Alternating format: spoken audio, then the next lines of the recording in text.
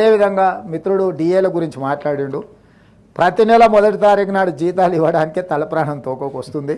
మా ప్రభుత్వ ఉద్యోగులకు నేను ఇక్కడ నుంచి విజ్ఞప్తి చేస్తున్నా, నెల నెల మొదటి తారీఖు నాడు జీతాలు తీసుకొని మనం ప్రభుత్వానికి కొంత సేవలు అందిద్దాము. కొంత సమయం పడుతుంది. ఈరోజు ఏమాత్రం ఏం చేసుకున్నా ఈ వ్యవస్థ కూడా దెబ్బతింటుంది. మన మొదటి తారీఖు నాడు జీతాలు ఇవ్వడానికి రిజర్వ్ బ్యాంకు దగ్గర అప్పుడప్పుడు చేబదులు అంటారు కదా అధ్యక్ష, ఊర్లలో అంటాం కదా, బ్యాంకు లోను షూరిటీస్ కాకుండా చేబదులు మళ్ళీ ఇస్తాం. 4,000 కోట్ల రూపాయలు చేబదులు చేసి ఫస్ట్ నాడు జీతాలు ఇచ్చిన అధ్యక్ష. రిజర్వ్ బ్యాంకును ఇంకో 4-5 రోజులలో నీకు సర్దుతా నాకు వచ్చేదాన్ని బట్టి చేబదులు ఇవ్వని రిజర్వ్ బ్యాంకులో 4,000 కోట్ల రూపాయలు తీసుకొని ప్రభుత్వ ఉద్యోగులకు మొదటి తారీఖు నాడు జీతాలు ఇచ్చిన అధ్యక్ష. అందుకే దయచేసి మా ప్రభుత్వ ఉద్యోగులకి ఈ ప్రభుత్వం మీది, అన్ని లెక్కలు మీ ముందరనే పెడతా. ఏది ఎట్లా పంచుదామో చెప్పండి, ఏది ఆపుదాం ఏది పంచుదాం. మీ లెజిటిమేట్ రైటు, డిఏలు కావచ్చు, కరువు భత్యం కావచ్చు, ఇవన్నీ మీ లెజిటిమేట్ రైటే.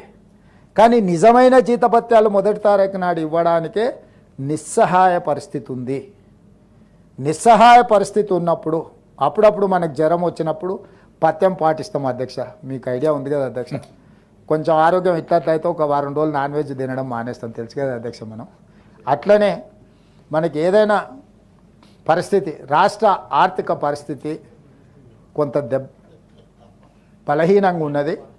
మా ప్రభుత్వ ఉద్యోగస్తులందరినీ నేను విజ్ఞప్తి చేస్తున్నా, అదనంగా ఏం కోరికలు కోరకండి.